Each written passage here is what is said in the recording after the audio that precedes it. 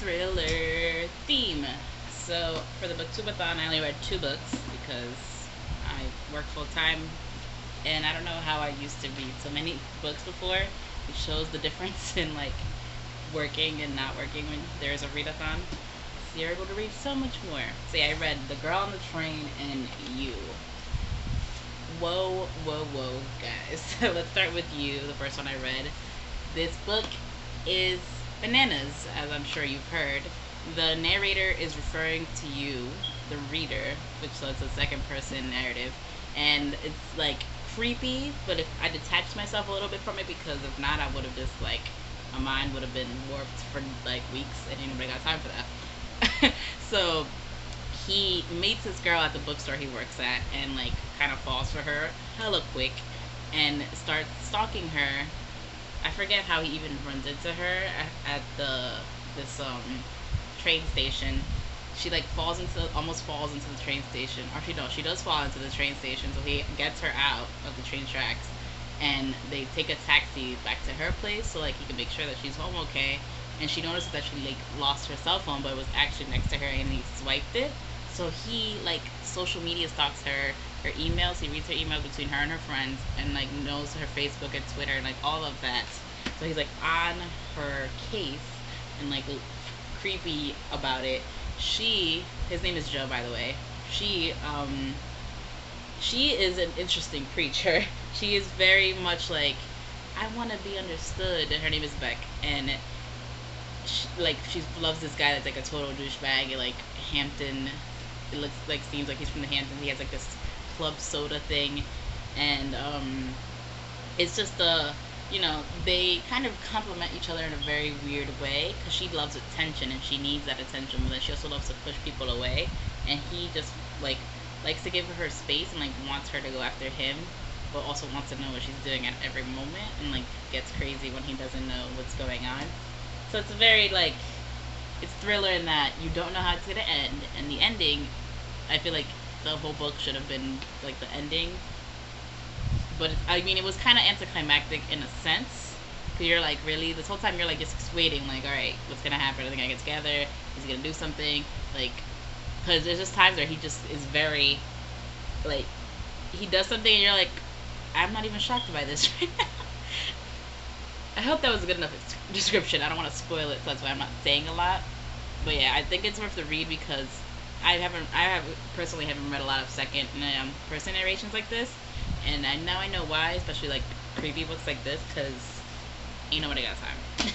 And then The Girl on the Train, the one that everyone's been talking about forever and ever, amen. I finally read it. This girl on the train sees these people, like sees this house that's down the street from where she used to live when she passes the train going to work, when she's not really going to work. She was fired forever ago for drinking. She's an alcoholic. And she becomes obsessed with this couple that she always sees on the porch. And since her ex and his new wife is at the old house that they're at, that she and him used to live at, she is always like around, and she's very creepy. And since she drinks so much, there's times where like she'll black out and do things that she regrets. I like the alcoholism aspect of this book a lot, because it's something that I just have seen throughout my family. Like people in my family have struggled with it and things like that. So reading about it was very like, like that's when I would more than like anything creepy would happen with her and like her stalking. I would more be creeped out with her descriptions of like the way that alcohol was affecting her, and how she was like, oh my god, did I do that? And like the blackouts and like all of that. That was very like very on point. Like this person either did their research or knows someone that has gone through this, and I think that was very well done. I think that the last this is the I was misspeaking when I said it about this one. The last like 50 pages of this is where like a lot of the action goes down, and you're like, if the whole book was like this, like, oh my god, like things get real, like shit goes down, and you're just like the whole time you're like, you're trying to think like, oh, who is gonna do this? Because you find out there's a mystery element to this, of course. So you're like, who did that? Who's like the who done it? Who did it?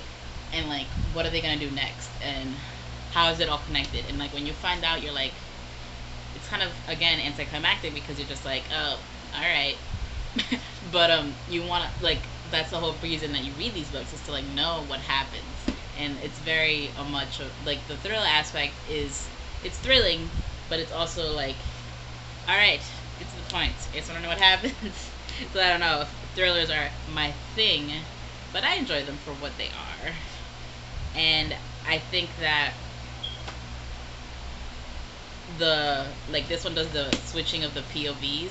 This one you kind of just see what like Beck is thinking through the social media, which is different. With this one, you like meet every character that she's talking about, so you kind of like get to know them a little bit, which was I think was well done. But yeah, I think that they're worth the read. They are, they might be too hyped up. That's the problem with a lot of books that I pick up, read like in that time that I picked these up is that I was getting books that I saw were getting all of this the acclimates and the tension. But yeah, let me know your thoughts if you've read them, and are they they're in that realm. I would love to read more. I actually bought. Oh God, I bought Dark Places and Sharp Objects by Gillian Flynn. Gillian Flynn, whatever her name is. Because, read Gone Girl last year and fell in love, watched the movie. But, so yeah, I wanted to see, just continue on this thriller train. See what I did there? But yeah, let me know your thoughts if you know any other ones that I should read. And I will talk to you guys very soon.